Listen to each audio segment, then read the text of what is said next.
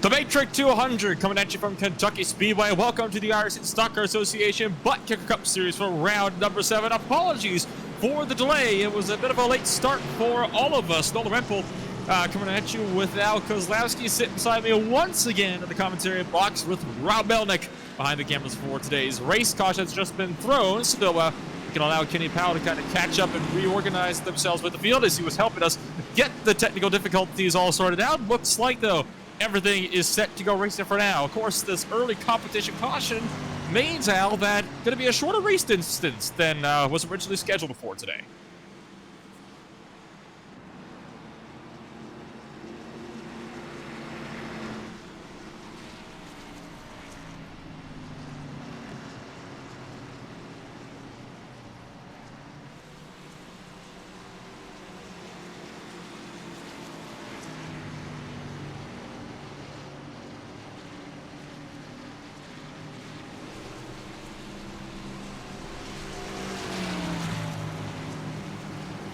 No, Nick Robinson, the new driver coming into the day.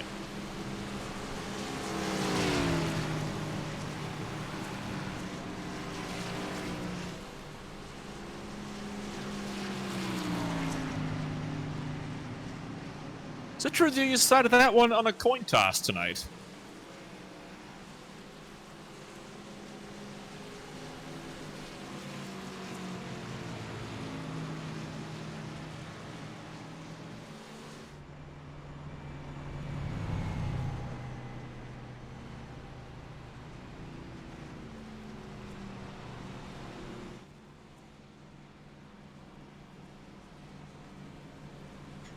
So once again, for those just tuning in, it was a very, very late start in this race. There were some technical difficulties, so there is a competition yellow just so the field can kind of get themselves stacked up. Let's do a quick run of the starting order just so you can kind of get an idea of where things sit. First place is Clayton Hoffman, exactly where he qualified on the pole. Then comes Dalton Collins, Chad Sullivan, Nick Robinson, Dan Shamoon. Round out the top 5, Boyd Hogan, Jonathan Delaney, Tanner Love, Chris Johnson, Brian Johnson, and Jeffrey Souza.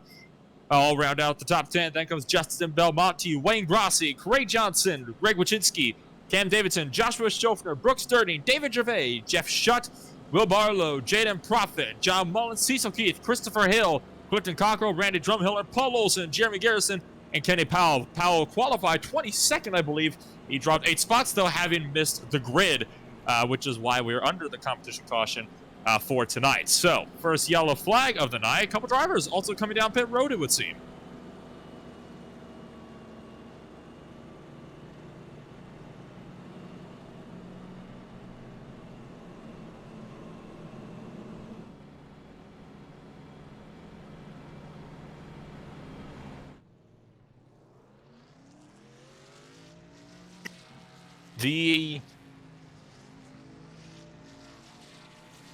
Yes, Craig Johnson. I do apologize. Bit of shuffling around going on under caution. Channing Below didn't think he was going to make it, in all honesty, Al. He didn't set a practice lap because he joined with just 2 minutes of practice left. He also didn't set a qualifying lap either, so with having seen him also not taking the grid, I assume he was not going to be starting with us tonight.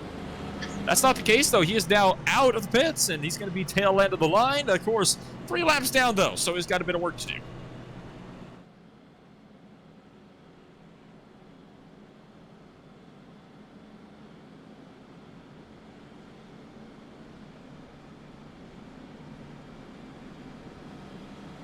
Certainly a very unique start as we continue to roll into the second half of the season. This is a mile and a half we're expected to be pretty darn calm race tonight. Of course, a lot of the A-Open races have been, one caution, if any cautions at all. We're expecting kind of a similar trend here tonight. Lights are on the pace car. We're going green this time by. Next week, though, is Daytona. That's going to be a special race for sure.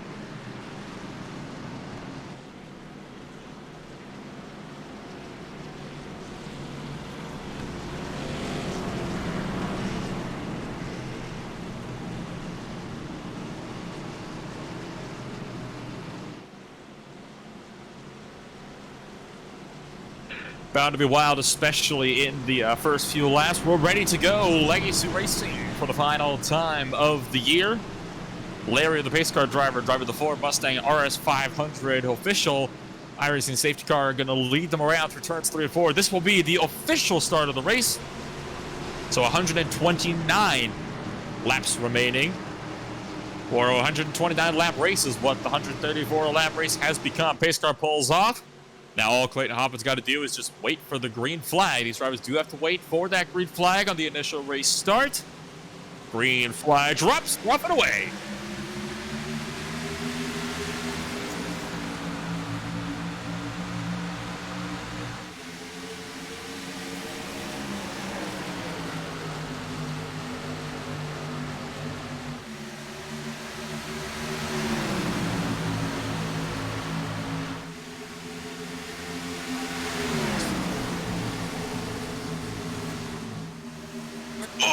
Oh, contact lead.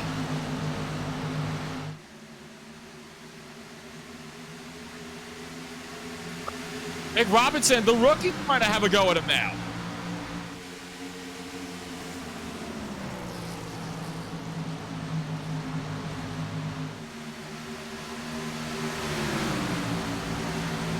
That was one heck of a start indeed. What happened there was it looks like the top two just got a little bit too close. They made a little bit of contact. That sent Hoffman scrambling to the inside, and that also opened the door right up for Nick Robinson, who was able to sweep through and take the race lead in his first ever start with us. He's going to lead his first ever laps with the league as well.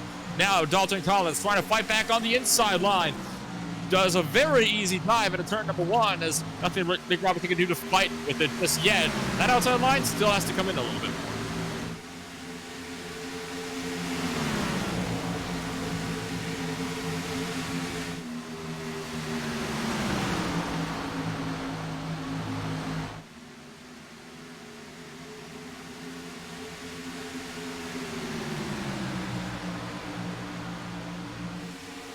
You are correct. This is before the track was resurfaced, and actually before it was narrowed as well. All of that took place in 2016, I believe, is when all of those major track changes occurred. Third place looks like it might be heating up here. Boyd Hogan trying to run down Tanner Love. Hogan in a fierce championship battle right now with Clayton Hoffman. They're only 5 points apart for the overall points lead.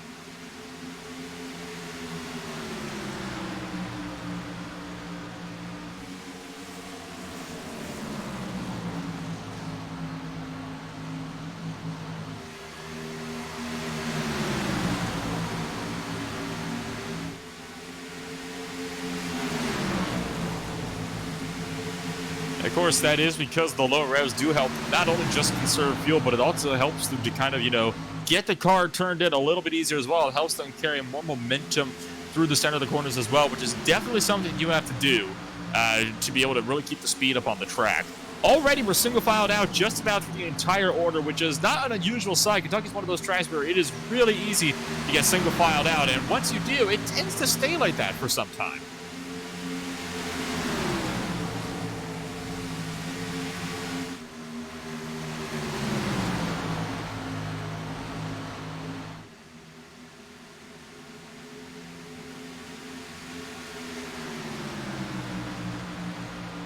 Patience is key when it comes to oval racing, especially on mile-and-a-halfs like this, though, because it's not like a short track where you can just dive it in every single corner and expect it to work. No siree, you really have to hit your marks, make sure you get everything nice and safe and sound kind of off these corners. Looks like we got a couple battles going on. We got just outside the top 10. I see Justin Belmonte. He's trying to fend off Cam Davidson, who's looking to his inside right now to turn 3. Gets the nose chopped off a little bit. He's going to push wide as Greg Wachinski gets a little bit loose right behind him.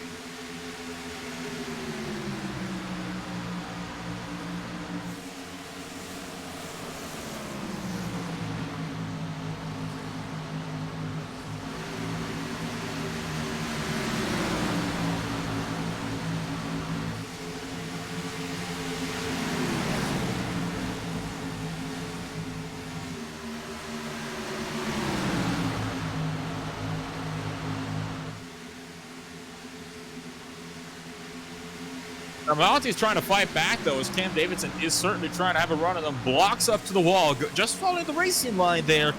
Davidson is. Oh, look at this. Belmonte's not able to get on the inside. Wachinski throws it into turn number 1. He's going to be side by side now with that number 30 car off of turn number 2, but he's going to lose quite a bit of momentum down the back straightaway, but Belmonte's going to give it up in 3.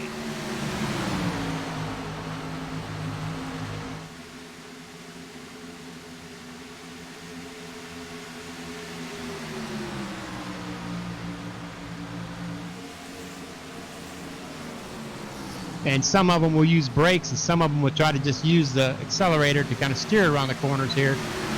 And when they do that, it might push the car up towards the wall. And if there's somebody on the outside, they're going to go, obviously, into the wall with you. Of course, this is definitely not something you ever want to do. You always want to make sure that you leave ample amount of room. Of course, this is in the days before the track was narrowed significantly, so these guys have got a lot of room that they can play around into the corners. So if we somehow see somebody really washing up into somebody when they're half a track up, that would certainly be something to look at later after the race for the league administrators. Well, we got a lot of battling going on in the very back of this field from like 22nd on up. We got Kenny Powell in that 24 machine.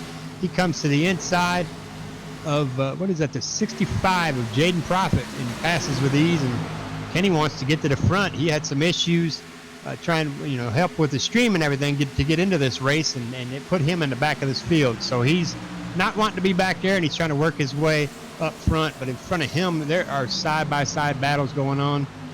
That's the most excitement is in the back of this field. One of those side-by-side battles is for, I believe, the 20th position between Jeff Shutt and Jeffrey Souza. They're diving their way to turn 3 right now. Souza's got the inside line. Jeff Shutt has got to yield around the outside line. But now Souza's going to wash up a bit more because he didn't get the best of entries. And that does allow Jeff Shutt to start to just barely pull him in all the way down the front straightaway. Just behind him, Channing below, the latecomer, is now trying to look up the inside.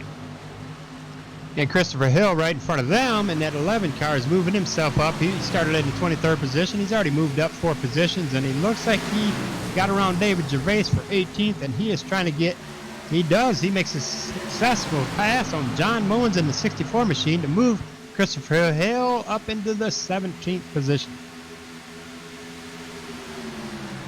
You can see just behind him as Channing Below just got around Jeff Shutt. Now, Below's got to be very, very careful because remember, Below is 3 laps down. So the last thing he wants is to really force the issue on guys that are battling in front of him and not just split the battle up, but maybe take one of them out with him. So he's got to be very careful with how he goes about executing these passes here.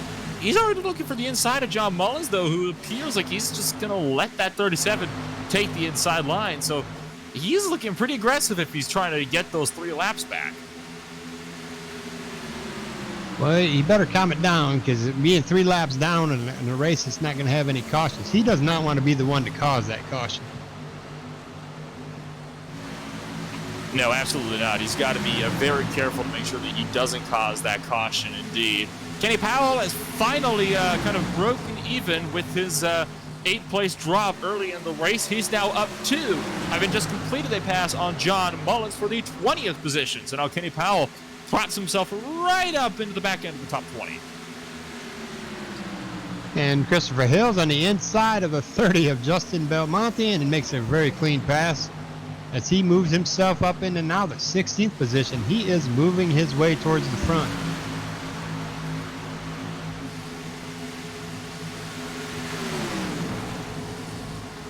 Sometimes all these drivers need is that little bit of encouragement so they can really kind of gun for these positions. David Gervais right now is getting all sorts of held up by the 37 machine of Channing Below, who's trying to overtake him on the inside. This is really backing Gervais up.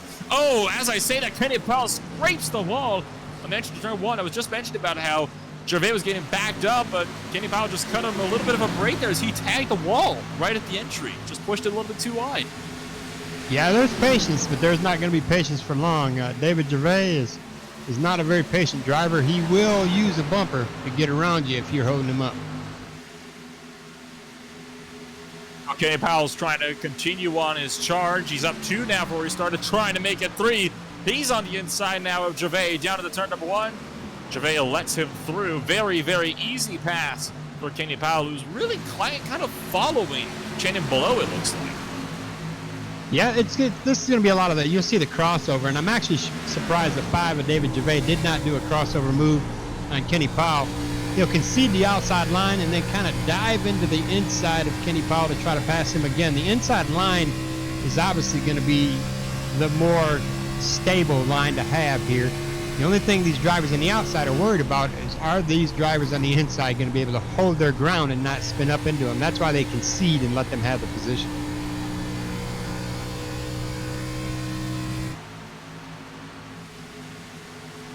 Place. Jeffrey Souza has reeled in Justin Belmonte in the 30 car once more. Belmonte's kind of taking the second lane up. Souza is going right down to the apron, trying to get the most amount of, or trying to take the shortest line possible around the racetrack, so he has to cover less ground. But Justin Belmonte is able to carry more speed around that second lane, so he's able to get a better run than him off these straightaways here, but he's not able to really get the throttle down as early for the exit of these corners either. As you can see, Souza really does start to reel him in just on the exit. It's turn 2 in particular. It seems like that might be Belmonte's trouble spot.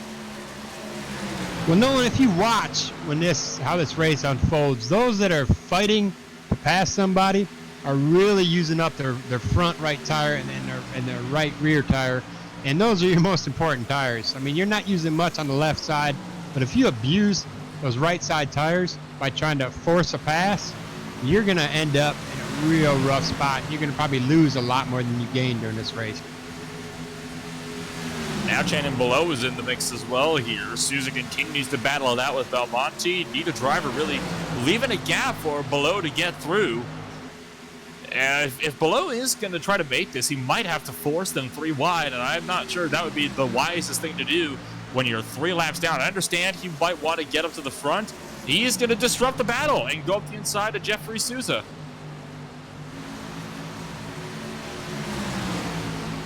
Yeah, he definitely, at 37, definitely would have been a contender if he'd made the race on time here and made the start. But being 3 laps down, racing these guys like this, I mean, it's kind of senseless because it does not look like we're going to have any cautions. These guys are racing these races like they do week after week after week, like they professionals they are. These guys are really showing us that they can handle this. Yeah, week in, week out, these guys really do provide some of the best racing that you can probably find here. Now Belmonte is going to be the one to be held up as Below goes up his inside. Will this help out Jeffrey Souza? Because, I don't think it will actually, because remember, Belmonte really likes that second lane, so if he's kind of pinned into the second lane, I don't think Belmonte really complained about that one. Well, Belmonte has to get by the Johnsons here. We got Craig Johnson and Brian Johnson, the 83 and the 4. And further up there is Brian's brother, Chris. He's moved himself comfortably in the 8th position and just kind of buying his time. He's being patient and racing his race. He's not letting anybody force him to make any moves that he doesn't want to make.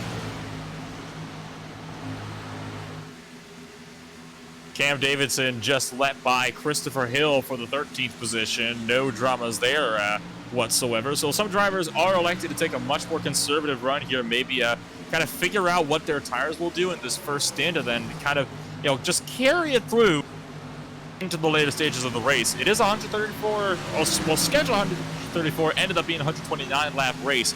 These guys, as always, have 4 sets of tires throughout the course of the race, an estimated 65 laps on the fuel windows. Well, back towards the front, Dalton Collins in that 95 machine has set sail. He is 1 second, almost 1.1 second now in front of Boyd Hogan in the second position there. And Boyd is just comfortably just riding along. I mean, they're just clicking down laps is all they're doing right now.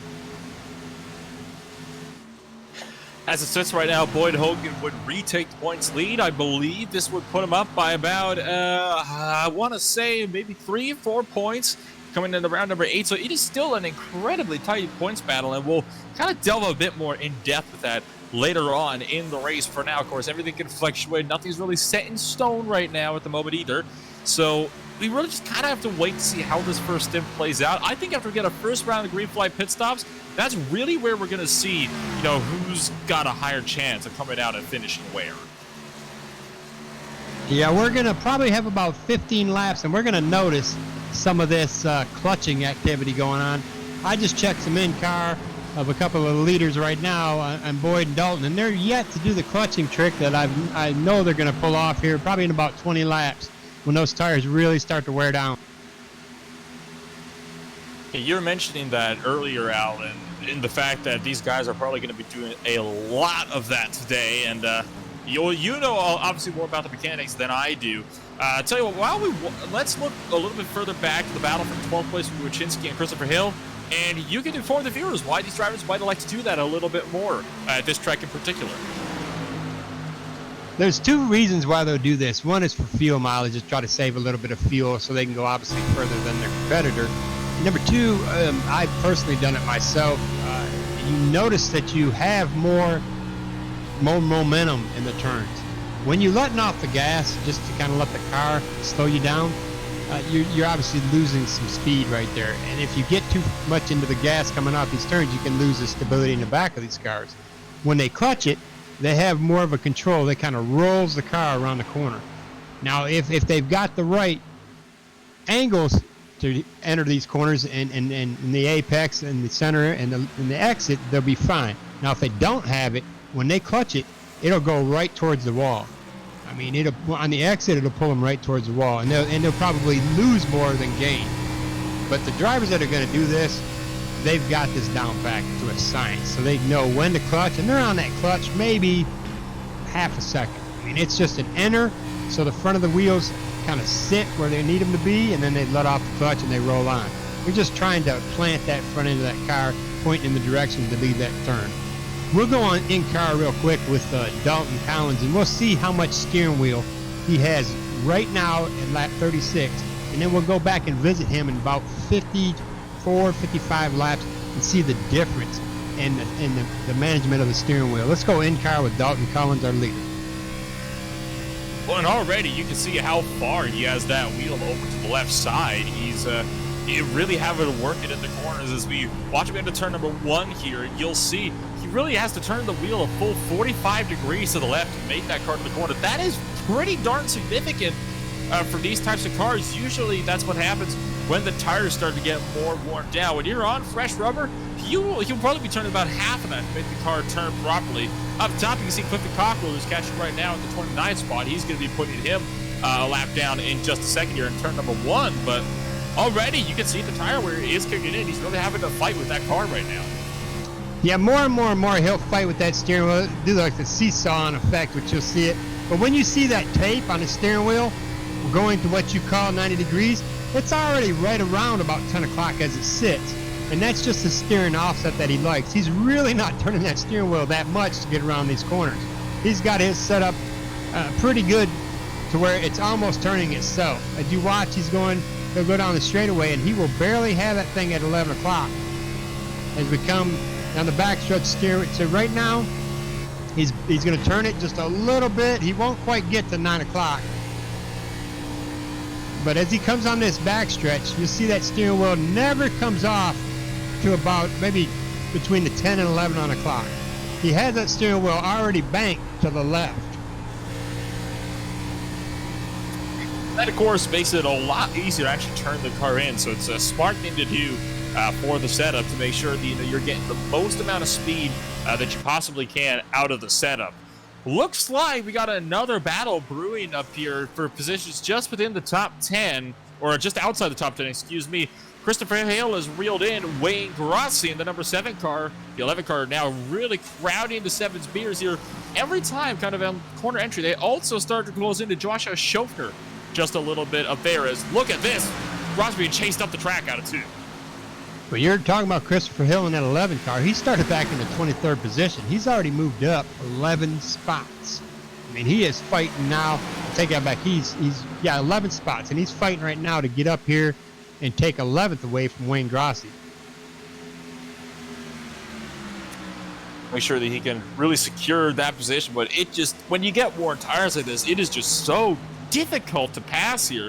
It certainly is not a very easy task, and that is why we might not have seen Hill really go for the move yet, considering how close he is. Now he's making the look down the back straightaway. You see how much he's trying to crowd Grossi up into the outside wall. Oh, bit of a slide there on the back end for Christopher Hill on the entry. Gathers it up, though, and he's going to clear off of turn 4. Yeah, you definitely do not want to do the old dirt diamond these corners. You will lose that rear end fast. You've kind of got to be gentle and plan it just right. You see, not a lot of drivers are hugging that white line. At other tracks, as we'll see next week, at Daytona, they'll hug that yellow line down there. You won't see a lot of the drivers doing that in these turns right now because that just abuses the crud out of these tires. Major problems have just befallen. I believe the driver that was due battling in the 12th position, he's just had connection issues, and he's a lap down all of a sudden being scored. So Wayne Grossi has encountered some serious connection issues. He might very well be out of this race all of a sudden.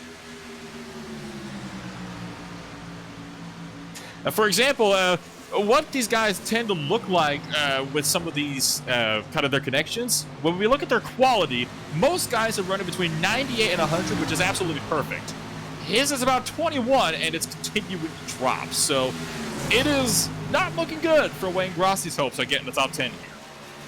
No, we're in a rough spot for Mr. Grossi. He's probably going to be down a lap and stay down a lap. As he just got his internet just fell, so he's going to be out of the race. Looks like Barlow is having a bit of a scrap further in the back of the field as well. He's looking a bit close here with, I believe that's Justin Belmonte right behind him. They're due battling for the final position in the top 20, running for 20th place right now. Just behind them, Jeremy Garrison in the 12 car is trying to see if he can pick up a couple more spots. Well, the lead has kind of diminished. You know, Boyd Hogan has met Dalton Collins here, and he's not less than almost a half a second behind him. And I think he's going to get up in there. Oh, Collins got way too close to the wall last time off of 4, and he's, he ended up almost losing the back end of the car as well because he had to keep jerking the car to the left to keep it out of the wall. That, again, closes it in to Boyd Hogan just behind him. The gap is about half a second right now, and it's nearly 3 seconds back to Nick Robinson down in the 3rd position. Hogan has advanced 4th where he started in the race. Now, remember, Boyd Hogan is a driver who we always see having a long-run car. He really likes to have his car set up so it's a lot better in the longer runs. I think that's where this speed is coming from now.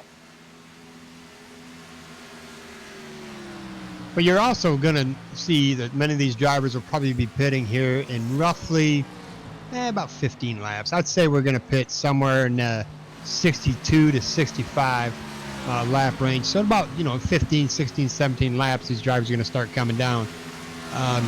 Before we see that, right around about 10 more laps here, probably around lap 57 to 58, these drivers are going to start getting closer and closer and closer to those walls every time they exit a turn. Well, as you say, we're expecting these guys to come down in the next 10, 15 laps or so. Joshua Schofner is beating you to the punch. He's already in pit road and getting a 4-tire stop down there. So some drivers elected to come down very early, get themselves a little out of line. This could be an undercut for Schofner, so we can try to come out, kind of a few more spots up, or at least a couple more seconds up. That means he is going to have one heck of a time trying to hang on to those positions when everybody else comes out on about 10, 15 lap pressure tires. Yeah, he definitely is going to have a problem. I mean, there's 134 laps. He cannot possibly make it to the end by short pitting like that. If somebody pits around lap 70, they can definitely make it to the end. The question is, do you want to? Some of these drivers might be trying to balance what kind of a performance advantage they can get with fresher tires and maybe going for a 2-stopper rather than trying to split the race 50-50, which is another thing you have to consider as well. Do you elect to take more pit stops but have overall fresher tires, or do you like to be slower on a longer run but only have to stop once? So the question is, can you make up about another 30, 40 second deficit if you take that extra pit stop? The only benefit Schaffner is going to have right now for having fresh tires is if he can make it and get back on the lead lap. If he can get back on the lead lap, it'll benefit him. But he's got a long road to travel. I mean, he's got to get around these guys who are not going to be so graciously giving him a position, even though he's a lap down car. John Mullins is the next driver to enter pit road, just crossing onto lap number 50 for his tires. So more and more people are electing, it appears, to take the 2-stopper strategy. with their tires here. And that might be a wise move, actually, because sometimes it's not just about running it out to the end on fuel. You got to keep in mind about what it will be doing to the tires as well. So I think that's what some drivers are doing. They're trying to maybe think about the tires a little bit more, seeing as they are going to be running this race out long. That way, when they go to the end, they can save a little bit more time by just taking a splash of fuel. Boy, that was almost a mess. A lap down car there almost took out Dalton Collins. Oh, and nearly Boyd Hogan as well. He keeps hitting the wall. That's profit. And Dalton Collins over the driver's chat let out a very interesting noise. I think that was a little bit of panic from the 95 car as he was running up on Jaden Profit. Didn't want to really run in the back of it, but now look at how much this is closing the gap. Now Hogan's just 2/10 back, under a quarter of a second. He's going to get Collins here in a few laps or so if Collins can't change something. I'm glad you mentioned something because I was looking on the racetrack for a cat. I thought for certain a cat ran out in front of them and they hit it. That noise that Dalton Collins made, I've never heard a man make that noise before. I've heard it once or twice. Usually something not too good follows it, though. Hogan's looking for the... He's got it. Boyd's got it on the inside. And that's Dalton's going to push it, and you see that rear end stepping away from him. He could take both himself and Boyd out if he doesn't concede and let Boyd have that. As it's a big question, does Dalton Collins elect to, give him the spot? Dalton Collins, it is worth noting as well, is significantly further back than Boyd Hogan is. Boyd Hogan is about second place in the point standings right now, just trying to search through and find where Collins is. He is way down at 38th. He's only had 2 starts this season so far, so he's not even in the points running right now.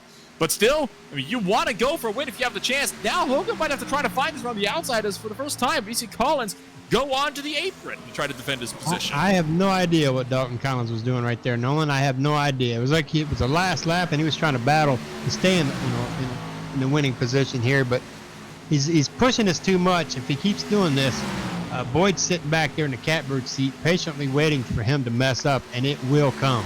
We're running on 56 lap tires here for these guys. Basically, maybe about 52 if you want to count the late race start. So here's what I'm thinking he's doing. When you go into the apron, it does give you a very minute advantage because it does give you about maybe about half a tenth or so of extra time because you are taking the shorter line.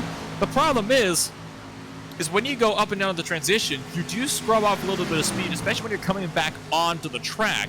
It is worth noting as well that when you're on the apron, in most cases and in most leagues, not sure how it is here, but technically you are now off of the racing surface and the leader doesn't have to let you back up. So theoretically, if Hogan is, side by side with Collins just goes onto the apron and Boyd pinches him in there, he doesn't have to let Collins back up onto the racetrack, even though he might want to do this so he can make the corner for turn 1 as well. Yeah, but if Dalton goes down there, let's not forget that the stability of his car takes an effect. There's a transition on that apron and the racetrack. It's kind of a little lip right there, and you can lose the rear end of this car if you pull that trick too often. It's not a very severe transition. It is worth noting as well. It's definitely severe enough that if you're driving around here and saying like an Indy car or, actually definitely an Indy car. I've seen it happen on tracks in Las Vegas.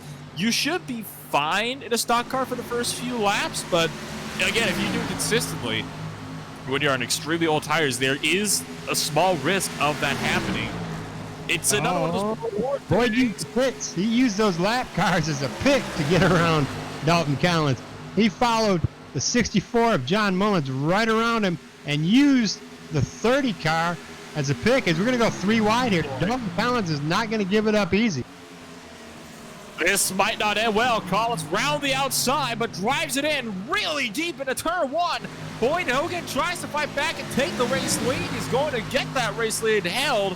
Will Collins try to go for the crossover? Will he finally have to concede for the race lead? He still has lap traffic coming up here. Brooks Dirty. This might work out here if Hogan catches Dirty at the wrong time.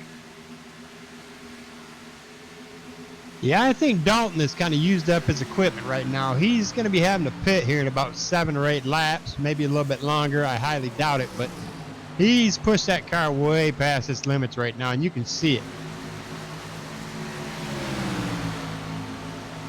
he's just got to be very careful how he handles that car. He's got to make sure that he doesn't make any mistakes on pit entry too, because if he can't get past Boyd Hogan, he needs to be as close as possible to Boyd Hogan, so that way there's not the big gap when they exit the pits, because all too commonly we've seen people go into the pits but there's only a couple tenths between them, and then come out, there's well over a second because of a mistake somebody's made on pit road. Brian Johnson comes down to the lane next time by. Pit window, I believe, is going to be pretty much open now for the lead lap cars. Yeah, we have Tanner Love. It falls on the wall, back straightaway, inside wall. He just tagged it. And it was contact with David Gervais, as a matter of fact. That was rough. Did Kenny Powell come in and pit, or did he just lose it?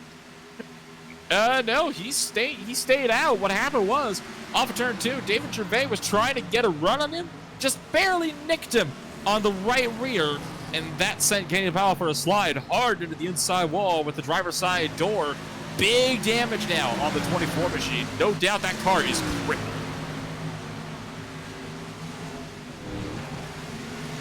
Yeah, I'm showing that Kenny Powell is on newer tires. Did he pit before everybody else, or? How many laps old are his tires? I'm showing he's on 45 lap tires. I don't know if that's correct or not.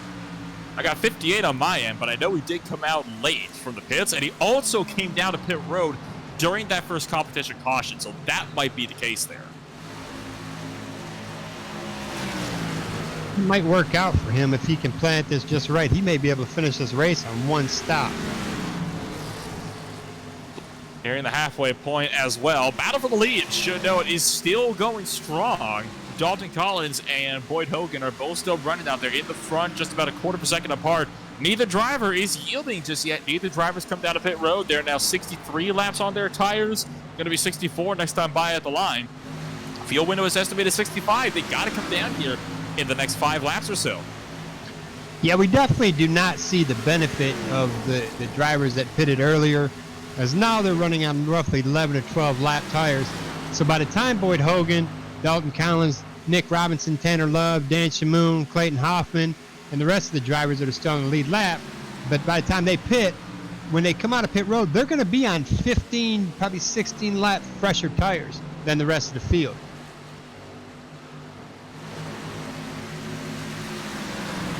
But lap traffic in the way for Boyd Hogan at the moment. He really has got to make sure that he deals with these guys quickly. At this point in time, I would consider coming down to pit road if I was Boyd Hogan, because do you really want to try to fight your way through all the lap traffic and risk just slowing yourself down even more? Well, if you look at his times, he just ran a 32.4. And look at some of the laps of the drivers that have pitted and came back and they're on fresher tires. They're not even a full second faster than him. So he hasn't abused his tires right now. He kind of sat back there and just did what he needed to do and followed along with Dalton Collins and let Dalton believe that he was going to try to get the race win, or get the race lead, I should say, and abuse his equipment. So Dalton used up his tires a lot more than Boyd Hogan did. The question is the fuel. I mean, we have to consider that as well. Like, when does he come down for the fuel? Because sooner or later, that is going to be something he's got to consider. Hogan just got clear of Brandon Drumheller, so did Dalton Collins. Now they've got drivers that are actually battling for position. It was a 3-way fight just a second ago. Garrison and Cam Davidson are side by side right now for a position, and they make contact just in front of him. This is not what Hogan wants to see. No, this is definitely not. And they all fall in line right in front of him. They're going to force Boyd to take. No, they're going to pull up. I thought they were going to force Boyd to take the high line there, which would have been the smart thing for these drivers to do. Very, very close run there. Dalton Collins just about got run over by Brian Johnson just behind, who I believe is on fresher tires as well. Dalton Collins just called it out. He is pitting this time. He does not want to be in the Hornets S cars. There goes Brian Johnson, definitely on fresher tires. Based on what we just saw, Dalton Collins comes down to the lane. Boyd Hogan is going to have to respond to this one, or in a couple laps here. If he comes down a couple laps later, Collins could be about a second out in front.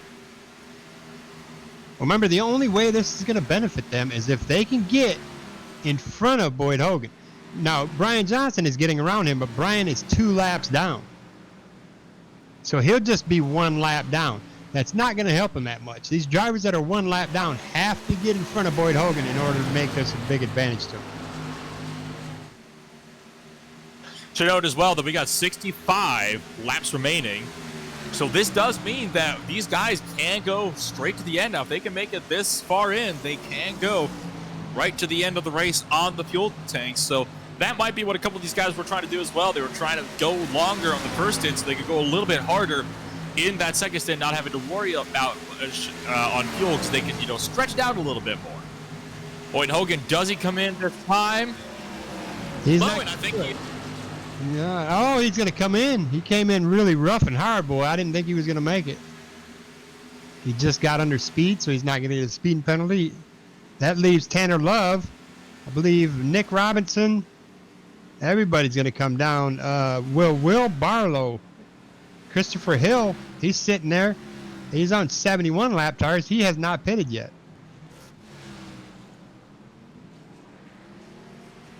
Eyes, though, on Dalton Collins. He's the big question here. Hogan is just in his pit stop, getting left side tires on. Dalton Collins, where is he at the moment? He is just entering turns 3 and 4 at the moment. So Will Collins come out in front. He's got some bad traffic in the way that he's going to have to try to find a way through. And I believe these are drivers that did not come down for tires yet. Or excuse me, they both have come down for tires. Now, where is Hogan? I believe that the 11 of Christopher Hill was the last one to come in for tires. Everybody else is on. Collins just did it. He just passed Hogan right at the pit exit. But we have Jeffrey Souza is now the leader, and he is still on 69 lap tires, so he has not pitted yet. He's pitting at the moment. I believe he's going to be coming down. No, disregard that. He's not in pit lane right now, but he's going to have to soon. He's on 68 lap old tires. More importantly, though, the undercut worked for Dalton Collins. He is now in front of Boyd Hogan by over a second. I told you, but Hogan didn't respond to that one. In my pick to win the race, Joshua Schaffner has somehow got himself into 3rd position. 25 lap old tires, though. It's important to note that. It's not going to hold that long, I'm afraid. Souza's in. Officially, Collins is back to the race lead. 1 second and a quarter up from Boyd Hogan. He's got himself a cushion now. Exactly what Collins wanted to need. He played that pit strategy perfectly to retake the race lead. But do not take away the fact that there are 2 laps, 3 laps different tires between the two of them. So towards the end of this race, that could play a factor. And again, we're going to watch the tire management of Boyd Hogan. The gap is still growing right now, 1.6 seconds. I think Boyd Hogan is right now still working on just trying to get those tires up to temperature, and then we're going to have to see him put the hammer down. Now the gap is starting to close down to 1.5 seconds. It's kind of just fluctuating around that bit of an area there, but tell you what, that was really good on Dalton Collins. He knew what he had to do. He saw all the lap traffic in front of him, decided he was just going to lose too much time behind him, so he came into pit, leaving Boyd Hogan to deal with the lap cars on his own, and that is what really held up Boyd Hogan and allowed that strategy to play out. Yeah, them lap cars are going to play a big, big part of this race right now, because if Boyd can't make it through those lap cars as easy as Dalton Collins can, that will extend that lead. Everybody has come in for tires at the moment. We do have some drivers out on the track that still have yet to make one more stop today because they're on the 2-stop strategy. Those drivers at the moment for sure are Joshua Schaffner, John Mullins, and Jeff Schuff for sure. Brian Johnson is on 15 lap old tires. He's a little bit of a maybe. But the other 2 guys I mentioned, they're 24 to 29 laps old already. Wayne Grossi, of course, is in there as well, but he's 5 laps down. It did re-enter the session, should note, after his internet troubles dumped him out of the top 10 fight earlier today. Yeah, the drivers that just pitted, they're definitely going to be able to make it to the end. So.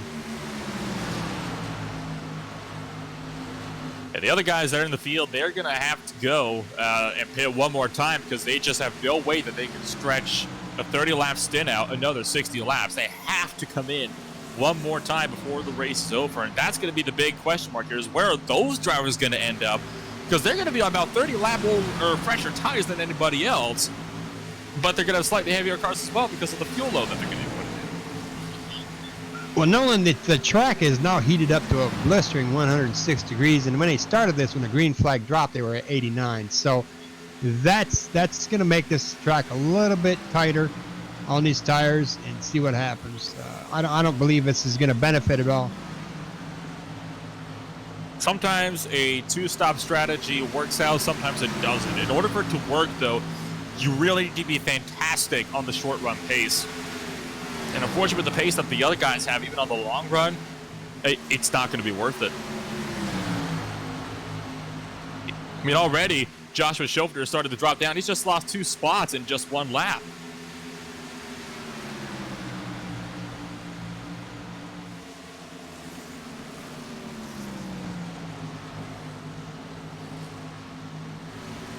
And he's about to lose another one here to Dan Shamoon. Tell you what, we're over halfway through the race. We've been talking non-stop since the start of the broadcast. Why don't we take a quick break, go to a bit of a commercial, and we'll be back right after this.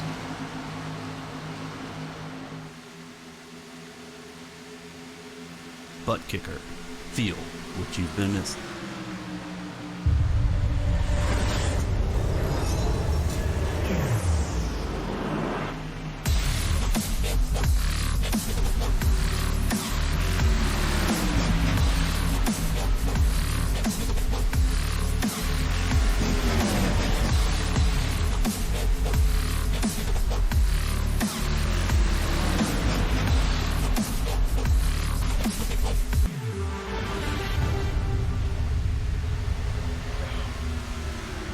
Get yours today at thebuttkicker.com and be sure to use our 20% discount promo code ISCA20.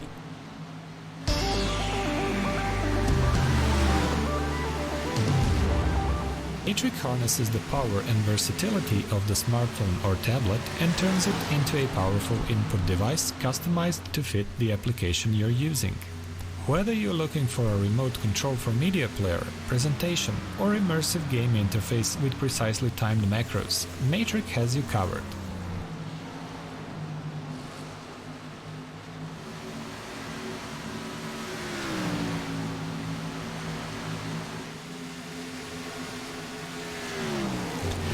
Visit matricapp.com for details.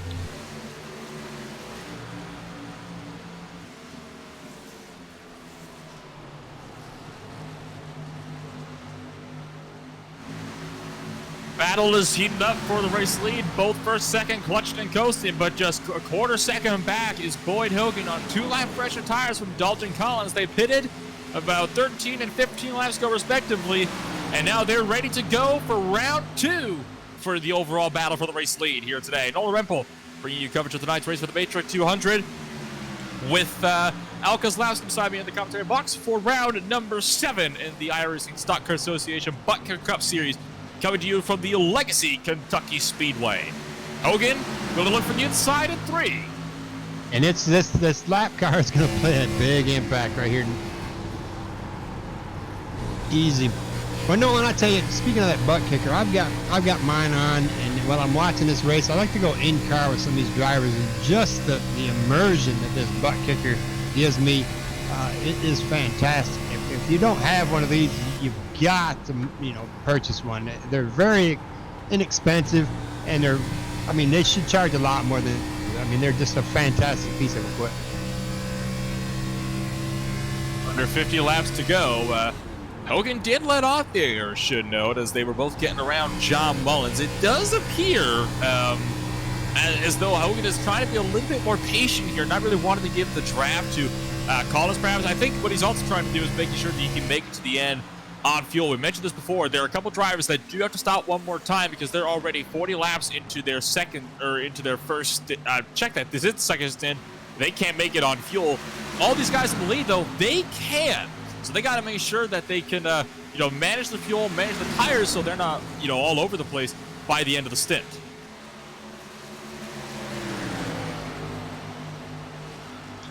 I'm watching Dalton Collins, and I think his strategy is get around these lap cars and cut their nose off, let them lose control and hope that they wreck in front of Boyd Hogan.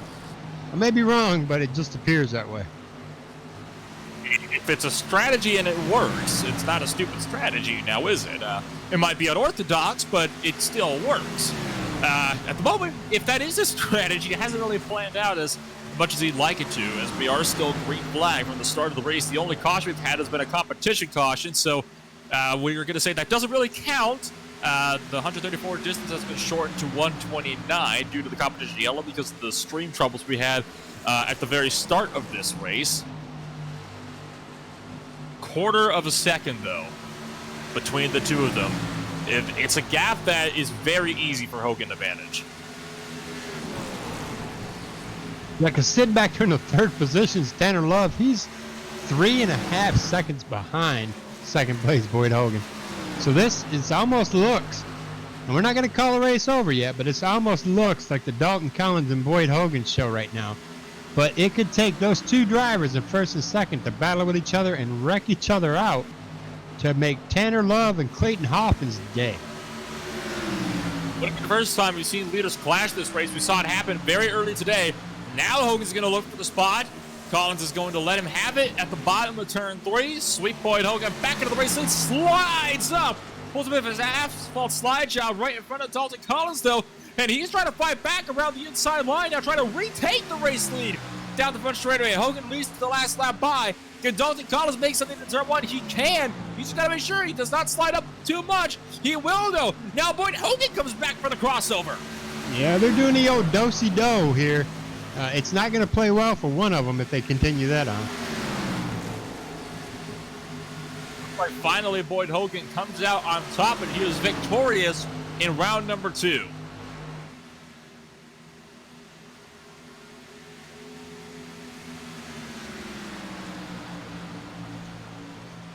Christopher Hill is in pit lane at the moment. He only pitted 17 laps ago, and he is taking tires as well. So not sure what's going on with the 11 car. Interesting pit strategy there. Maybe didn't have enough fuel? I'm not sure what he's thinking because he's 2 laps down now, and he can't get that back. Not enough race left. We've only got about 44 laps left of this race. I think Dalton Collins has kind of just gave up. He's going to cool off his tires a little bit here and switch positions with Boyd and let Boyd use up his equipment. He's believing Boyd's going to do that, but once Boyd gets to the lead, he knows how to manage his equipment. Usually, when Boyd gets in the lead, he just checks out with it. That is why we call him Boyd hogging all the wins Hogan. After that battle for the race lead, there are really no further battles on the lead lap. You got Chris Johnson and Chad Sullivan that are a bit close, but they're not as close as some of the other battles we got going on among some of the lap cars. First is actually Jeffrey Sousa, but Brian Johnson appears like he is kind of in the mix of a fight. He's got 14th and 15th, and John Mullins and Cecil Keith right behind him, but they are looking pretty darn close as well. Yeah, they're pretty spread out. This whole group here is. There's only a few battling for not even positions. You got lead lap cars battling with lap cars. You got lap cars battling with lap cars. I mean, we're battling all over this track, and I'm amazed that somebody hasn't slid up into the wall and caused a big commotion here. But we're clicking down the laps here. We're at lap 93. We only have roughly about 42 more laps left, and this very well is turning out to look like this is going to be a caution-free race. You just saw Brian Johnson lose his spot to Cecil Keith as the 33 car promoted himself up one more spot. That puts him up at the 13th place. Whether that's a bad omen, I'll let you be the judge of that one. Joshua Schofner comes down to pit road. He was one of the drivers that could not make it to the end, and he was on a double stint or a 2-stopper strategy. He's just come down for his second and hopefully final stop of the day. And it appears to be fuel only. That 27 car has got a big dent in his rear end. I don't know if he hit something. Have you seen him getting a wreck? That Brooks Dirting? Brooks Dirting. Can't say that I have. I'll look back, though, through the laps here in my own footage and see if I can dig something up.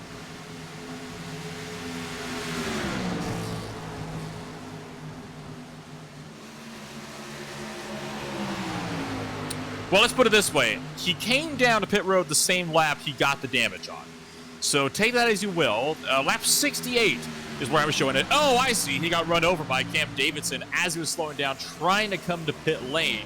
A bit of miscommunication there, it would appear. Got a bit sideways, but of course, no caution was thrown.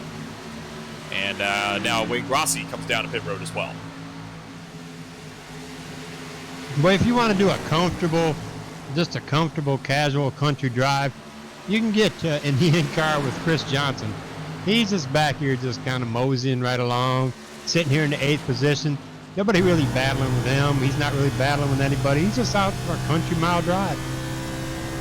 He is. He's got a lot of cars. He's got quite a few cars behind him, but even more in front of him. And the cars he sees in his mirrors, one of them is for physician Chad Sullivan. The other one is the lad car, so he really just has to kind of play this safe. He can't even see 7th place because he's about a quarter of a lap ahead of him. Yeah, we only have 10 drivers on the lead lap right now. Well, that's what happens when you got guys like Boyd Hogan that are just so dominant when they get out in front and they just have all the pace. Yeah, the last car on the lead lap is Greg Wyszynski in the number 2 car. He's in 10th position. And 27 seconds back from the leader, too, so he's probably going to end up losing the lead before the end of the race as well. Would not surprise me at all. We've still got about 35 and a half laps left to go. Boyd Hogan has successfully broken out of Collins' draft as well. Now he's set to cruise.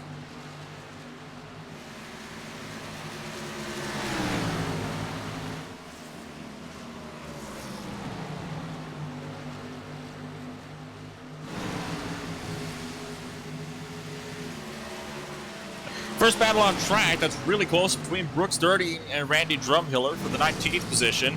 That 44 car is looking for the inside of the 27 into turn number 3. John Mullins has just come down to pit road. He was, I believe, the last driver that was on a confirmed 2-stop strategy.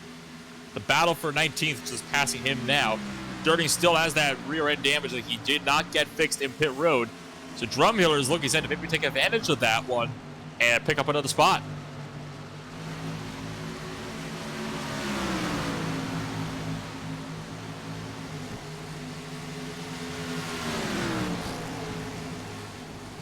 So far, the driver to gain the most spots throughout the course of the day has been Cecil Keith, who's up 16 from where he started earlier in the race. I believe he started all the way back in 28th thereabouts. So good job on him to put himself up almost into the top 10. He's the second car to be put one lap down.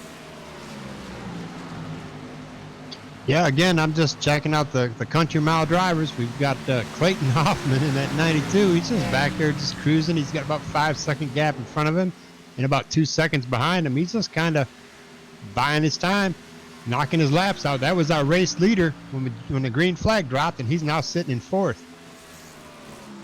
Well, seeing as things have began to calm down a little bit, why don't we take a look at the point standings and how things shaped up coming into the race. The top 4 still separated by less than 10, and 3 of them by only 3 points. Clayton Hoffman is in the points lead. 5 points back was Boyd Hogan. 6 points back from Hoffman was Dan Shamoon. 2 points behind Shamoon was Jonathan Delaney. James Mullins rounded out the top 5 in points, 12 behind. Then comes the drivers less likely to win the championship. Chris Johnson is in 6th, 35 points back. Then comes Joshua Schofner, David Gervais, Brian Johnson, Greg Wyszynski, up to 54 points behind your race leader. Kind of looking forward to the schedule as well. Our one and only Super Speedway race coming up next week as well at Daytona International Speedway. Then we got 2 more mile and a half at Homestead, Miami, and Las Vegas being the season finale with Auto Club Speedway, a 2-mile D-shaped oval splitting up the middle. So some pretty entertaining tracks still yet to come. Well, next week definitely can play a points lead, pickle on these guys. I mean, all it would take is one massive wreck to just ruin your race and you have a DNF. And some of those guys that are 30, 40 laps or 30, 40 points back, they can mosey on up into that first, second, and third spot. Yeah, these guys, the points battle is close enough that for some guys that are kind of outside of the top 4, they still got to keep on their toes because the slightest mistake from any of them will mean that guys like Chris Johnson will be able to pounce and suddenly put themselves up in a contention. But it's really close at the front of the field. I think it's very impressive that even though Like despite the massive skill we have behind all the wheelies here, we got the top 5 in points still separated by just 12 points apiece. And the lead seems to swap every single race, and that is what I love to see in a series like this. I think Greg Wyszynski just went a lap down. No, it's not registering him a lap down, but he just got passed by Boyd Hogan. I don't know why he didn't go a lap down. It'll probably be updated when we come back to the line. Oh, he hasn't been passed quite yet. He's actually just... Hogan is just behind him by just a couple seconds there. Well, more half a second now. Yeah, I'm looking at their cars, and their paint schemes are kind of a little bit similar from the back ends here. So, yeah, I do see it now. Boyd's just chasing him down.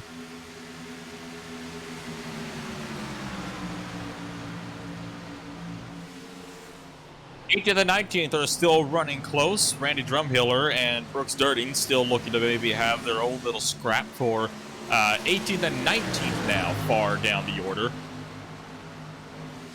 It's a bit of an interesting race for these guys back here. This is where all the action will be taking place. Is down kind of in the bottom portion of the field where everybody's just been kind of running their own race up front, but the cars that are lap down, they've just been going back and forth nonstop pretty much the whole race. Yeah, I think some of these drivers are just knocking the laps down because they just want to get this over with. This is not a favorite track for a lot of these drivers. I remember there was one person that actually put out a video ranking the top 10 worst NASCAR tracks of all time. Still readily available to go view it as well. And Kentucky Speedway was, I believe, number 8 or something along there among the worst NASCAR tracks to have ever hosted a Cup Series race. Strong words indeed, but I mean, it is one of those facilities that people are not really the biggest fan of it. It's a hard track to drive. I will say as well, doesn't always provide the most entertaining races, but this has been a pretty good one so far. Especially now that the battle for the lead is actually, I actually looked at it again, it's closed in a bit more. Dalton Collins is now just 6/10 behind Boyd Hogan again. Yeah, I do believe Boyd is kind of worried about what's going on in front of him because he's got Wayne Grossi and Greg Wyszynski up there. And I've watched Greg more than once so far lose his rear end just a little bit there. So I think Boyd is trying to patiently watch. As you watch, looks like Greg is sliding up, and he's going to slow way down and let Boyd have it, put him a lap down. Now Dalton Collins has just got to hope that Wyszynski will give him the same courtesy that he did the overall race leader. For now, he is staying kind of dead center in the middle of the racetrack. He might go high here down the front straightaway to let Collins have the bottom side, or at least high up in turn number 1. Still about 6/10 apart between first and second place right now. We're coming up 24 laps to go at the moment. It'll be 23 next time by at the line. Collins trying to find the inside of Wyszynski, who's not moving out of the way. You want to know why Boyd Hogan's being caught? Go in car with Boyd. Boyd is clutching it. He's still clutching it, huh? Watch when he comes. Yeah, watch when he comes into this turn right here. He's gonna, right before he enters the turn, you'll hear the RPMs drop way down. There they are, and back on the throttle. Oh, he's just clutching it way too long. He's clutching it a very, very long time, and I think that is a part of why he's being caught. Right now, Collins is just barely in the tail end of the draft, but he is steadily closed in. The question is, will it be enough to catch him and do battle with Hogan before the end of the race? We saw a fantastic finish last week at North Wilkesboro. Do you reckon we could see something maybe rival of that one here today? Well, we also have Dalton Collins clutching it behind him. I was going to try to match the speeds and see if, who's getting the most speed in these turns, but Dalton Collins is also clutching it, but Dalton is clutching it way before the turn. Yeah, the thing is Collins is actually clutching it a lot earlier. What he's trying to do is get the speed down early so we can get on the throttle really hard on the exit of the corner. Hogan is more coasting through the middle of the corner, I'm noticing. That might be having an impact as well. The gas back down to 7/10s. At this rate, I think Boyd Hogan might have just had it here.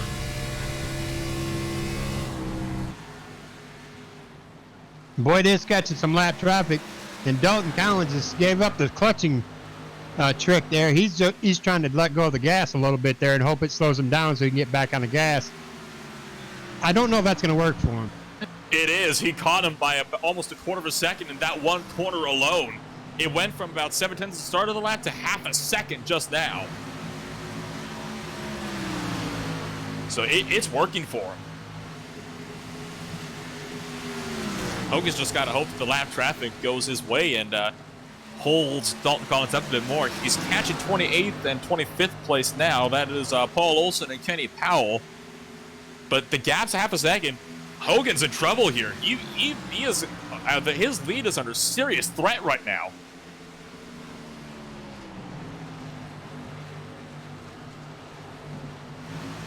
Well, I think what Boyd's trick is, he's playing that cat and mouse game. He's trying to let Dalton Collins believe that he's going to catch him, and Dalton is just abusing his tires. And you'll see, probably in about another 10 laps, the gap will extend dramatically.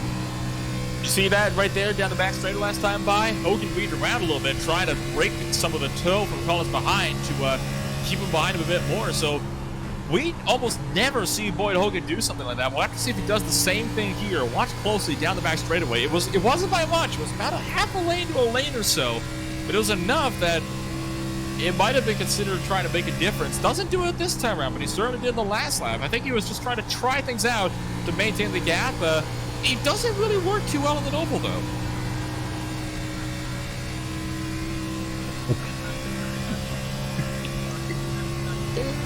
Coming across the lap cars as there's a little love shared from Dalton Collins to Kenny Powell. 4/10 and still closing.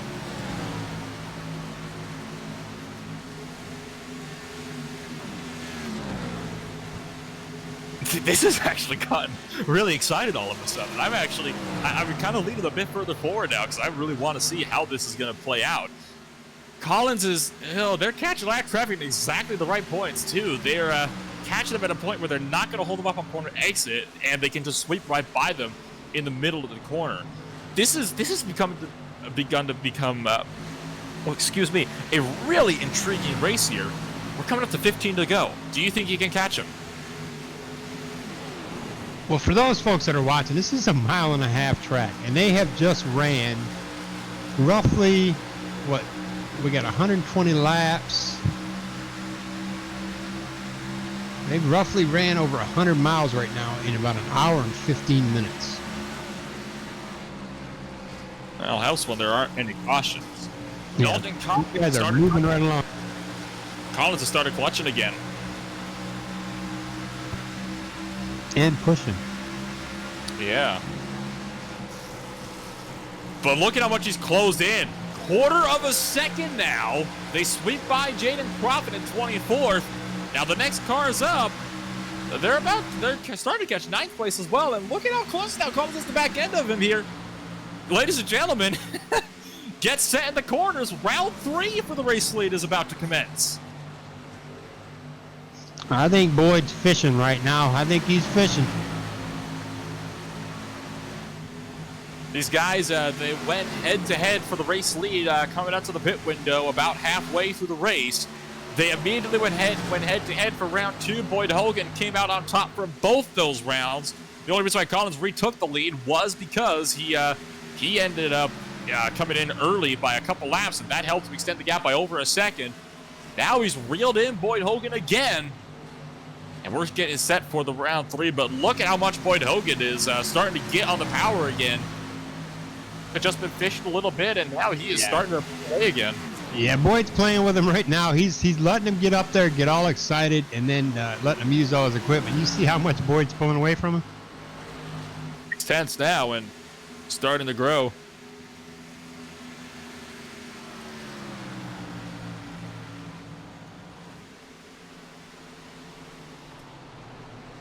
Both cars still clutching, coasting right through the entirety of turn 1, all the way up through turn 2.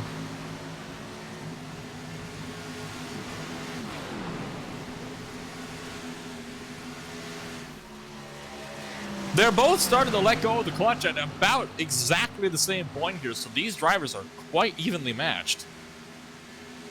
I tell you, if you can listen to the in-car camera of Dalton Collins right now, I am pretty certain that he is calling Boyd Hogan some names you will not hear in church. Yeah, no doubt. Oh, more troubles, more connection troubles should specify. Chad Sullivan, we'll keep an eye on this, but it looks like Chad Sullivan has had some major issues. It was in 9th, according to my timing here, even on iRacing, but I don't remember seeing him ever that far up. He's all the way back and 124 laps down now. I think time to scoring just had a little bit of a stroke there. Yeah, we only have 8 drivers on the lead lap, and this is not a common finish to the end of this race, and we've got roughly about 9 laps left in this race.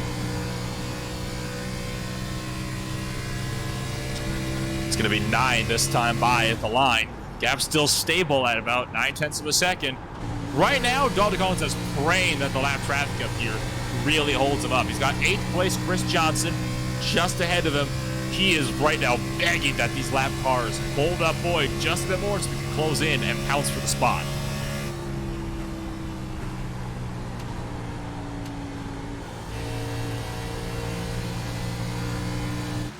Yeah, that gap is extending quite a bit.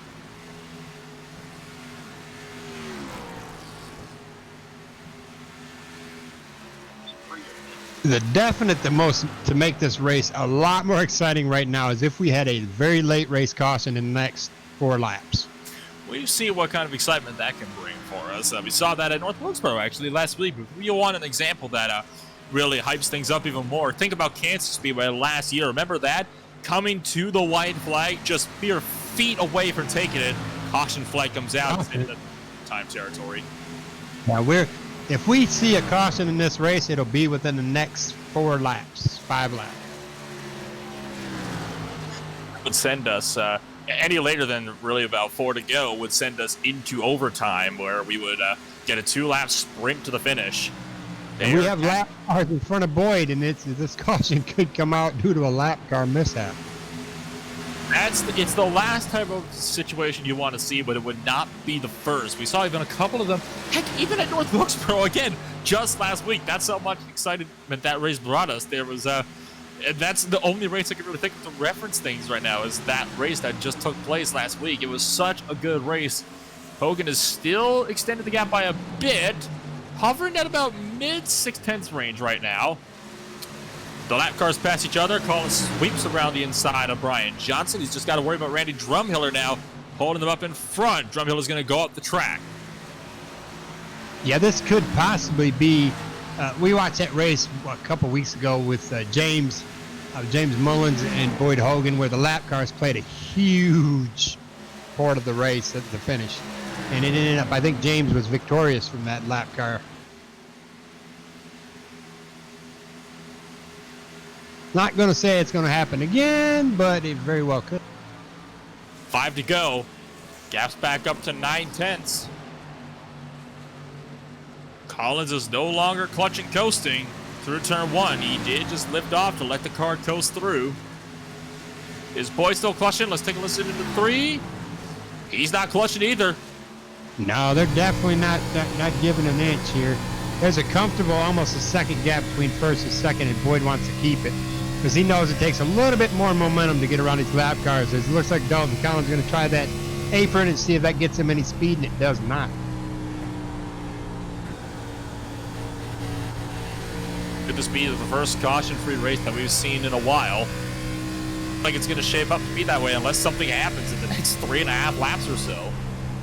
Or 2.5 laps, excuse me.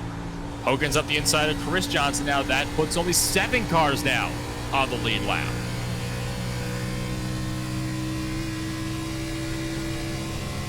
If you can finish the race with this caliber of drivers we have in here with only 7 cars on the lead lap, that is pretty amazing. Because, you know, we are, and I hate to toot all everybody's horns, but we have the best of the best in here, besides probably the Coke Series and some pros. But these guys are top quality drivers, and to be able to put a good chunk of the field down is a fantastic feat. Certainly not an easy one, I think is safe to say.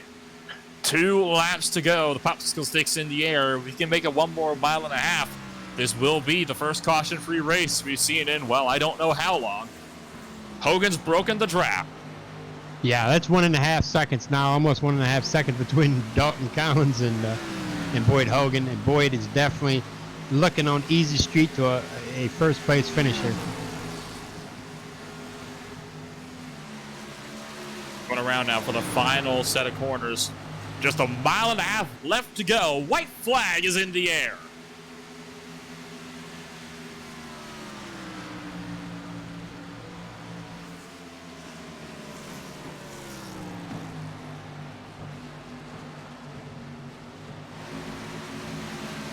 Now, next week is going to be very exciting. Nolan, we got Daytona coming up. That's going to be the race that's going to determine a lot here. Wild card race for sure. That's what Boyd Hogan will have to worry about after. But for now, he's going to retake the points lead and he's going to go back to victory lane. Boyd Hogan is going to come off a turn 4 to win the Matric 200 here at Kentucky Speedway. Fantastic run for Boyd Hogan. Goodness gracious me. That is exactly how he wanted to finish off another round. Yeah, that's Boyd Hogan takes the championship, or not the championship, but the race win here. Dalton Collins comes in second, Tanner Love in third, Clayton Hoffman in fourth, Terrence Shamoon fifth, Nick Robinson sixth, Jonathan Delaney seventh, Chris Johnson eighth, Jeffrey Souza ninth, Greg Wachinski is coming rounding out the top 10. Lap down cars include Cecil Keith, Joshua Schofner, Cam Davidson, David Gervais, Jeremy Garrison, Will Barlow, Brooks Durding, Randy Drumhiller, John Mullins, and Justin Belmonte. Rounded out the top 20. Brian Johnson and Jeff Sutton 21st and 22nd. Ray Johnson 23rd. Jaden Profit 24th. Kenny Powell finishes off at 25th with Channing Bello in 26th. Paul Olson in 27th with Wayne Grossi in 28th. Chad Sullivan in 29th. Cliff Cocker, Christopher Hill not finishing the race. They're finishing it off the grid in 30th and 31st. Great run all the same, though, for Boyd Hogan. Why don't we take a bit of a quick break here, and we'll be right back with the post-race show in just a few moments.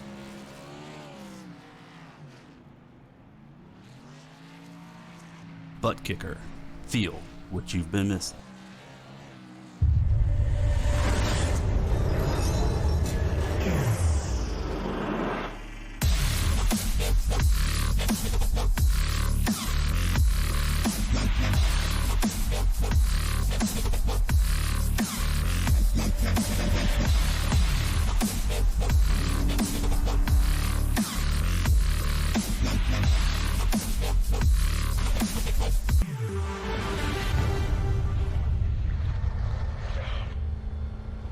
Get yours today at TheButtKicker.com and be sure to use our 20% discount promo code ISCA20.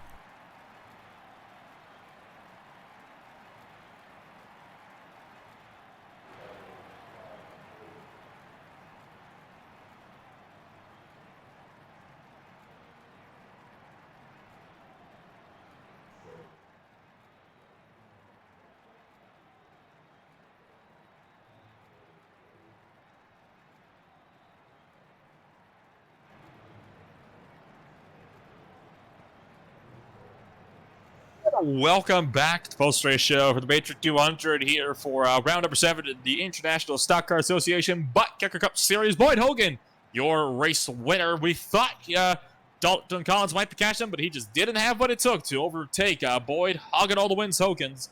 Nolan Red Bull joining you with Al Kozlowski side B in the commentary box. Been an exciting 129 laps. Seems like we're going to be bringing in some of the guys here from Victory Lane. Why don't we kick things off with third place finisher, Tanner Love. How's it going? Tanner, how you doing, buddy? That third place finish for you. Yeah, it was a great finish. It was a great race. Really fun to drive there. It was a lot of fun. Did you see this race starting off and finishing with 0 cautions? Would you have predicted that? Actually, you know, the way the week has been going, I was kind of expecting a clean race. I was hoping that we got what we had, and it was a lot of fun. If you had to pick an A Open or racing in this league, what would be your pick? Racing in this league, it's a lot more cleaner. I mean, it's a lot more fun to see the same guys every week. It's pretty competitive, so I would say I would enjoy this league a little bit more than running official right now. Yeah, I've raced those A Opens this week, and they were even though there maybe one or two cautions, it definitely was not as easy going and competitive as this race league was tonight. So great job on that third place finish. You got any sponsors you want to thank tonight, buddy? Yeah, I want to appreciate Legacy, all the guys over there, Bruzy, working hard, getting ready for this season. Excited. Appreciate Boyd, everybody that does the hard work, and let's keep rocking and rolling. So do you have your setups? They come from, you say it's Boise? Boise or Bruzy? Bruzy. I didn't know. Bruzy. Bruzy. And Yes, sir. did he do setups with Boyd, or do you guys kind of build your own? Yeah, we all work together. I got you, buddy. So you're in that Reaper Speed Lab as well? Yes, sir. Well, yeah, yes, sir. So you probably want to give a shout out to that website so we all know where we get that set up, don't you? Yeah, we give them a shout out. It's Reaper Speed Labs. I appreciate it, Tanner. I hate to put you on the spot right there. I'll make sure when we talk to Boyd here in a minute that he can kind of do the same for us. Good luck or good win on that third place. What do we think we're going to see next week at Daytona? We're gonna see some crazy stuff happen. I think we'll see some wild wrecks.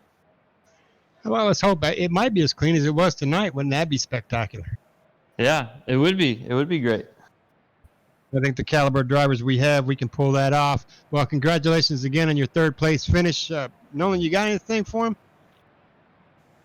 Kind of talk about the championship battle a little bit more. I mean, as it goes on, it does appear as, I hate to say it, but it does look like you might not be able to fully go for the championship positions. Do you reckon you can still have a shot, though, at maybe the top 5? We'll see. Maybe, you get a good finish here on the little backside of the season. Maybe if you guys have a disappointing race here and there, and maybe we could sneak in. Nothing like wishing the bad luck on the top dogs, is it? I mean, you gotta look out for yourself sometimes, right? I hear you, Tanner. Well, congratulations on that third place. You have a great night. Thanks for putting on a hell of a show. Appreciate it, guys. Let's see if we can get a hold of our first loser here, Dalton Collins. You got a copy? Yes, sir. Dalton, buddy, we thought you were going to do it. We kept seeing it, but I think, in my opinion, Boyd was kind of toying with you. Why didn't you give him a bumper or two? I mean, if I was close enough, I certainly would have. Just those damn lap cars, damn dirty air. Every time I get near somebody, I mean, you can't really break that bubble on the longer run. So, yeah, just trying to break that bubble and try to just work that dirty air and just trying to stay out front. Really, just tried to get the lead early there and lead as much as I could and tried to leave him in as much dirty air as I could. But yeah, just lap cars and dirty air was a big issue. Dalton, you definitely cannot be disappointed on that second place. You put on one hell of a show. Yeah, it was really fun. Kentucky, I've been racing here all week. Me, Boyd, Tanner, everybody at Legacy, just putting in a lot of work. I think I have 4 A Open wins this week. So, I mean, I've been putting in a lot of work and just getting ready and just lap time, seat time. Really important, but yeah, just trying to work that air. That's really the biggest thing. I mean, when you're trying to make a pass, you got to break that bubble. If you don't, you're getting loose, getting tight. It's just you can really manipulate, and it's really just something that's really important. The low line, I kind of predicted the low line was going to be the fastest way around this track, and if you're on the high side there, you stand a chance of the low line drifting up into you. We noticed later on in the race that you and Boyd had a pattern going on, and that was, we called it clutching. Can you explain the benefit of clutching in the turns? I mean, really, that would be a question for the road guys, really, because, I mean, it comes from, just trying to use the clutch as a brake. Honestly, you're trying to get it cooled down. I mean, run as much tape as we do. Don't really want to give away the number, but I mean, it's a lot of speed there. It's a lot of speed we don't want to give up, and just trying to stay cool and stay fast at the same time. And I don't think a lot of people know this, and I don't think a lot of people can do this, to be honest. Not really tooting my own horn, but I mean, I was working every pedal, just trying to clutch it, moving my feet over, just trying to, brake at the same time, cutting the car back on, and trying to, just stay with Boyd and, again, fighting that dirty air. I mean, I don't think a lot of people realize on these 1.5 miles now, you're working everything, every pedal, every line, you're trying to find as much cleaner as you can. So that's really what I was doing there. Well, you did one hell of a job there, buddy. Nolan, you got anything for him before we ask him for some sponsors? And I'm sure he's going to give a big shout out to that ReaperSpeedLab.com here. So you got anything for him? Obviously, Daytona International Speedway is coming up next. It's the one and only plate track, and definitely bound to be one of the most entertaining races apart from North Wilkesboro we're going to be seeing all year. Can we expect to see you making another potential fight for a win there? Oh yeah, the restrictor plates are always fun. They're very unpredictable. It's very predictable to predict unpredictability, as Kurt Busch once said. So it's an animal of its own. It's definitely gonna be really fun. We're actually gonna be qualifying for the Podium 500, I believe, tomorrow, and dealing with that all weekend. So definitely gonna get some track time and see what we got. So yeah, you'll definitely see me there. Gotcha, buddy. Well, congratulations on your second place finish. We thought you were going to get the win there, but Boyd hogging all the wins, Hogan kind of pulled it off. So congratulations on your second place finish. Go ahead and give some shout out to some of your sponsors and tell us a little bit about who put that setup underneath you. Yeah, Boyd Hogan. Boyd Hogan, Reaper Speed Lab, Legacy Sports. I mean, he put a lot of work in on this car. We're getting ready for the new season with NIS and the truck season. We actually just wrapped up the championship this season with that. So this is probably one of my favorite times of the year. Just getting ready for the new season. That's pretty much what we're doing. So thanks to all of them, Bruzy, Taylor Burris, PR Girl, and hopefully we can come out with a 500 win and see what we got for podium tomorrow and the rest of the weekend. So appreciate everybody, and hopefully we can start out the new year right. Again, congratulations, Dalton, on your second place finish. You have a great night. We will see you on the grid at Daytona next week. Thank you. See if we can get a hold of Boyd hogging all the wins. Hogan, Boyd, you got a copy? I got you, man. Boyd, is Grandma and Grandpa watching us tonight, Boyd? She sure was. I don't know what Grandpa's doing. I think he's still working, but Well, I know, Grandma is grinning ear to ear right there. I was hoping she was winning because I do believe, and you can correct me if I'm wrong, and you can even lie to me and tell me you weren't doing it. Were you playing with Dalton Collins there? Earlier on in the week, there was a time where I decided I was gonna see what dirty air was gonna be like behind him, and I never got back by him. So no, I can't do that. Dalton's too good at playing games like that. You can't really go. You can't play with too many people, especially not in this series, not in the higher end of the sim. They're too smart. They're too good. At that point, you're banking on other people to make mistakes. And Dalton's one of the smoothest people I've known since I've been on the sim, and we've worked with multiple different guys who are on very high ends of the sim, and Dalton's probably the smoothest one that I know. And so no, you can never bank on him making a mistake. So it was a dogfight. That's what everybody saw, man. It was great. Now, we've seen Dalton catch that apron a couple times. Was that by design? Was he thinking there was some clean air down there for him? What do you think he was doing that for? I could see it being air. It could have been air. It could have been, just trying to search around. I mean, we can, especially here, there's multiple different kind of lines that are working. There's one general lane that's kind of, the fast one, but overall you can run it all kinds of different ways. And I started experimenting with it. I found something in the middle of the run there, and that's what allowed me to get back to him. So I think ultimately just saw what we were doing, and Dalton's a smart guy. He made the most of it, and we had a good run to the end. Yeah, he definitely was adapting to his surroundings in this race. Well, Boyd, this is a win number. Is this 2 or 3 for you this season? I think it's just 2. We've had a couple slip away. boy, you got to keep that hogging all the wins Hogan, name there. So you're going to have to step it up. Are you going to be able to do this at Daytona next week? Well, we're gonna show up, and I thought a lot about this here the last day or two. I think we're gonna have to go up there. I wanted to leave here with the points lead, and I think we've done that. I want to go into Daytona and try to lead as many laps as we can, get all the bonus points you can, because nothing's guaranteed at the end of it. And so that's gonna be the game plan. Whatever happens, happens. But at the end of the day, we got a lot of good tracks coming up for the team. For myself personally, I know Dalton's gonna haul ass at Homestead, and I mean so are the rest of us. So that's gonna be the plan. We're gonna go try to win every one of these and ultimately clinch another championship. That's where my concern is. Well, next week is going to be a game changer. That's most definite because that's anybody's win. I mean, you could be up there leading that race, and it's just take one melee of mess to drop you back into the back of this field. I asked Tanner Love this question earlier. If you were to choose between an A Open and this league race, what would be your choice, buddy? The league for sure. A Open. I mean, everybody knows everybody for the most part. But in the league, everything's really clean. Everybody's respectful, and I mean, you can just race the hell out of each other, and it's awesome. Like it's a blast. I mean, we just had 134 lap race, and we went green the whole way, and the gap from first to third was 2 seconds, 3 seconds. That's awesome. You're not gonna find that in an A Open. Yeah, they definitely put on a good show for us tonight, and you came out victorious once again. You got any sponsors? I know you're going to say hi to Grandma, and I'm going to say hi to Grandma, and I know she's grinning ear to ear right now. Go ahead and give us a shout out, and don't forget Grandma.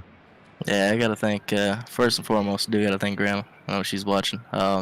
She was messaging me this morning all excited about it, and that's cool, man. I mean, she kind of knows what it was like for me now growing up, watching all these races. So it's cool seeing her get excited about it.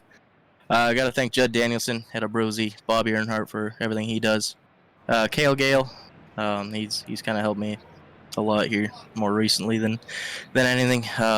Jared Crawford, Chris Hill, Tanner, Dalton, everybody at Legacy for all that they do. Yeah, it's just I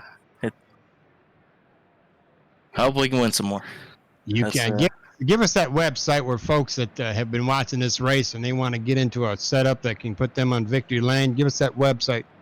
Yeah, it's reaperspeedlab.com. We got everything on the oval side for asphalt stuff. I'm working on a dirt side. I've been trying to learn a little bit myself and put something out for that as well. And yeah, everything's firing off pretty good. And I mean, we got some badass cars for sure.